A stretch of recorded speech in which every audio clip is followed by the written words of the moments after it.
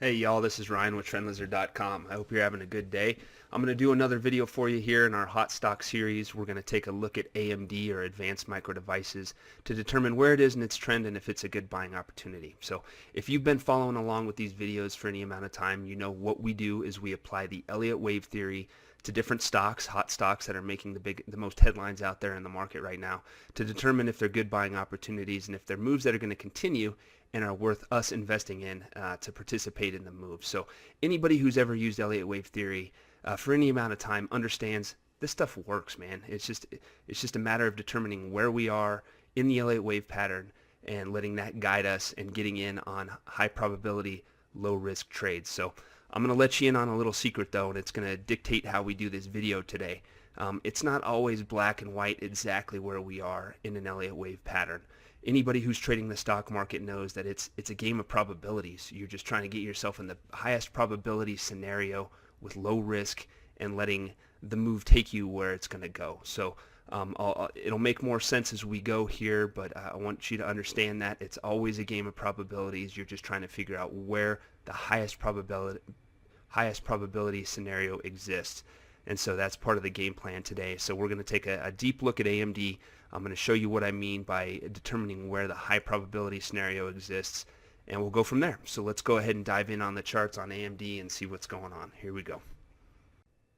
All right, folks, so here's a long-term chart of AMD Advanced Micro Devices since it was incepted back in 1982. And you can see for yourself this is just one big hot mess, back and forth, really no great super long-term sustainable moves that have happened over the course of its life. It had a pretty big move off the 02 low into the 06 high and then absolutely tanked, gave it all back. It's been chopping around, but then off the 2015 low to the current time, it is in its strongest, most sustainable move that it's been in since 83. So, I mean, you're talking 35 years that it's taken for it to find this kind of traction. And so we want to take a close look at it. You can see up here that it's actually up almost 11% today. Ergo, why we are taking a close look at it to understand what is this? Is this just kind of the latest swing? Is it going to turn back down? Or is this maybe the start of a much more sustainable up move?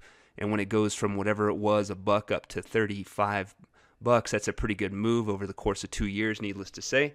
So if it is a good buying opportunity, we certainly want to be involved. So let's take a closer look at what's happened off the 2015 low and see if we can figure out what's going on. So in the introduction to this video, I talk about probabilities, and I'm going to show you what I mean by that based on what we're seeing here off this move here, within this move here. So here's a look at that move off the 2015 low.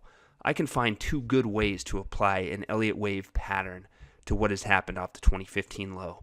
This shows one of them. It shows a 5-wave advance. You can see kind of a choppy, ugly little first wave here, second wave pullback, a third wave advance, a massive move up into the 2017 high.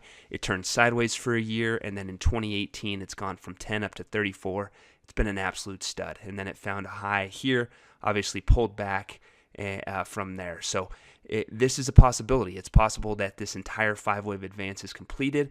A much larger pullback is underway. If this is the case, that means this pullback that's underway off of the 2018 high is correcting the entire 5-wave advance that's lasted essentially 3 years. It looks like almost exactly 3 years here. So if that's the case, then this pullback's probably not over. It's probably going to continue. It's probably not going to last just a couple months. We'll probably see at least another down leg before AMD becomes a good buying opportunity. That's one possibility, but it's not the only possibility. Another way you could consider labeling it is forgetting about kind of this nasty, mucky stuff that happened in early 2015 and saying maybe this is probably the true low to the chop that happened, and it's kicked off from there. And so then in this scenario, you have the first wave of the Elliott Wave's 5-wave advance, a second wave pullback, and now we're at the very beginning of a much larger third wave advance. It's going to continue way higher. Obviously, if this is what's going on, you want to be involved with AMD. So those are the considerations. The question is, how do we figure out which one is the case? How do we figure out where the probabilities lie between these two scenarios that exist? And that's what we're going to do here. So let's continue to zoom in. We're going to take a closer look at this advance in 2018 to see what we can figure out. So here's a look at that advance. It's very clear. This part, there's no two ways about it. What happened is we had a nice 5-wave advance off of the April low It ended in September. This is a 5-wave move again. Since then, it's pulled back. The move generally looks like a 3-wave pullback here. All good things. It did retrace a little bit more than we would have liked to see, but it didn't spend much time below what, and I'll explain here, the bottom of this yellow support area is a 61.8% retracement. Normally, we don't like it to see a stock retrace much more than that, but again, it was a quick move. It recovered. It looks like it ultimately found support here, so we're not using that as a reason to think that it can't be directly bullish from here. So what we know, again, is that a 5-wave advance completed over the past several months into September's high, and a larger pullback occurred from there. So here's what we know. We know that if AMD is in a larger 5-wave advance off of the 2018 low, we know that it needs to find a low essentially where it's at. It can't move any lower than it's moved so far. So it needs to continue directly higher from here. So what you see is you see a pretty constructive advance off of October's low here. It's again having a really big update today. If this is the start of a much larger advance, AMD needs to head directly higher from here. If at any point it reverses and comes back down and makes this a 3-wave move, that tells us that it's probably not a bullish outlook. It means that it's probably more something like this, where you have a completed 5-wave advance and you're going to see a larger pullback before the uptrend ultimately resumes. And so that's what's at stake here. So what we're really interested in is what's happening off of October's low. So let's take a closer look at that, see what the chances are that this thing is going to head directly higher from here. So if we zoom in, we can see the potential exists that this is the start of a 5-wave advance. And again, it needs to be the start of a 5-wave advance if a major low is in. If it can continue directly north from here and stay above 1950, that's the really important level that you need to keep an eye on. If it can stay above 1950 at all times, the potential will exist that AMD can continue, turn this into a very big 3rd-wave advance that heads significantly higher from here. However, if AMD reverses down at any point off this pattern off of October's low and moves below 1950, it's going to make this recovery a 3-wave move. What do we know about 3-wave moves?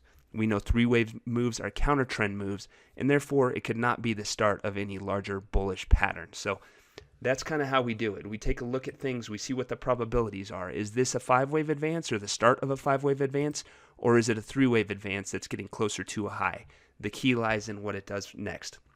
Obviously, if it's the start of a 5-wave advance, it's going to continue north. Again, if it moves below 1950 at any point in time, it makes this recovery a 3-wave move, and that has a waterfall effect that tells us it's probably completed a massive 5-wave advance off the 2015 high, because we're getting a larger pullback off of the 2018 high, indicating that a much more important high is in.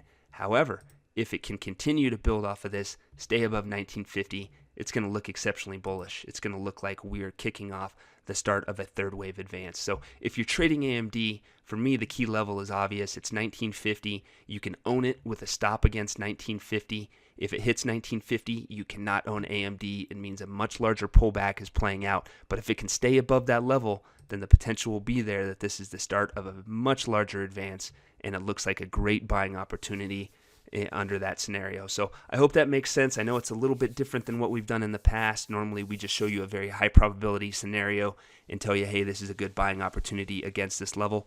This is a different scenario. I want to show you how we do it behind the scenes. We take a look at all the possibilities that make sense, and we try to figure out what is more likely to occur. And as long as you can do it with low risk, you're always going to be on the right side of things. So I hope that's helpful. Hey, folks, have a great day. Come visit us at TrendLizard.com. We apply this Elliott Wave theory to everything we do, every corner of the market. We find the best buying opportunities. We get you into them with low risk, and that's how you win at this game. So have a great day. I'll talk to you soon.